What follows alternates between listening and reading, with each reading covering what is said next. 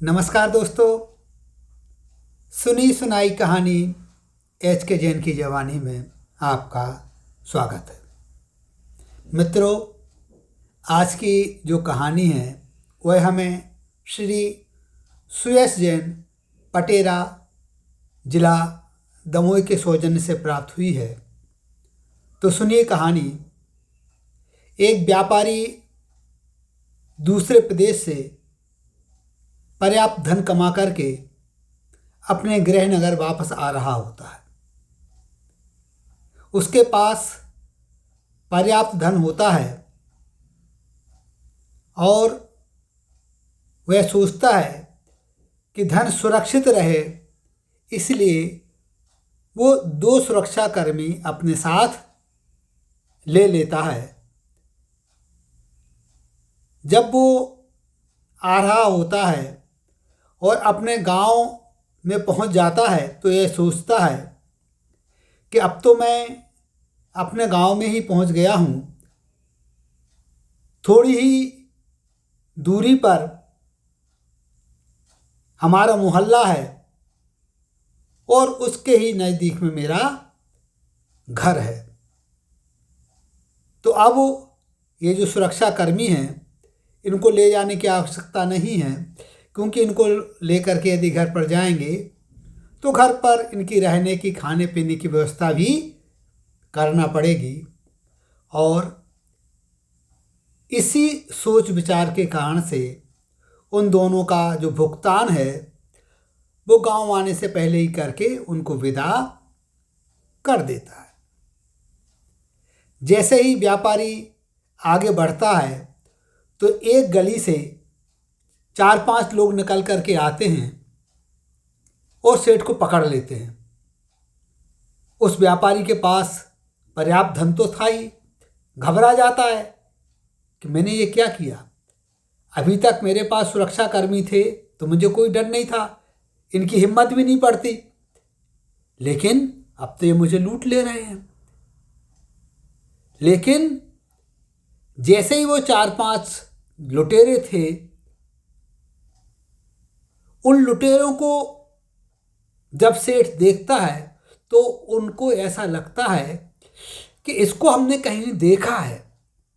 उनमें से एक व्यक्ति को उसने कभी देखा होगा, तो उसके दिमाग में आ रहा था, तो वो याद करता है। फिर वो बोलता, अरे तुम तो रमेश हो ना? तो वो कहता है हाँ। और रमेश को भी याद आ जाता है कि ये तो वही सेठ जी हैं जिसने हमारे बेटे के इलाज के लिए पैसे दिए थे।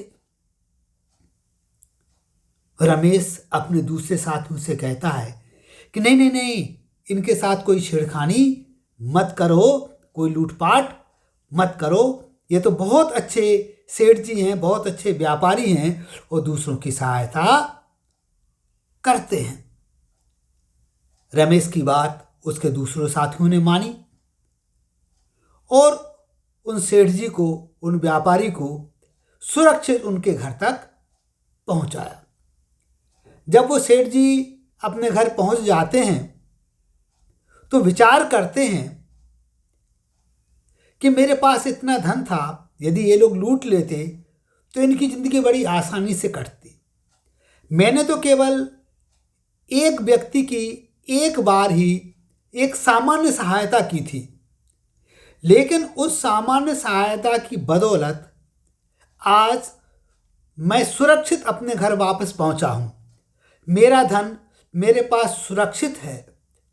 यदि थोड़ी सी सहायता के कारण से, थोड़ी सी दया की भावना के कारण से इतना बड़ा लाभ हमारे लिए हो सकता है, तो हम जब अनेकानेक लोगों की सहायता करें, दीन दुखियारे लोगों का ध्यान रखें, तो उसका हमको कितना बड़ा परिणाम मिलेगा, कितना बड़ा पुण्य मिलेगा। और इसी सोच विचार में सेठ जी डूब जाते हैं और यह संकल्प करते हैं कि मेरा जितना भी धन है, मैं जितना भी अब धन अर्जित करूंगा उसका मैं कम से कम 25% दीन दुखियों की सेवा में आवश्यक रूप से लगाऊंगा। तो मित्रों, बिल्कुल सही बात है। कब किस प्रकार की हमारे द्वारा की गई सहायता किस रूप में हमारे पास वापस आ जाए, इसका कोई भरोसा नहीं है। तो कीजिए अच्छाई, कीजिए भलाई और पाइए भलाई। और आपके पास भी है कोई कहानी और सुनना चाहते हैं मेरी ज़बानी, तो भेजिए अपनी कहानी। नमस्कार, जय हिंद, जय भारत।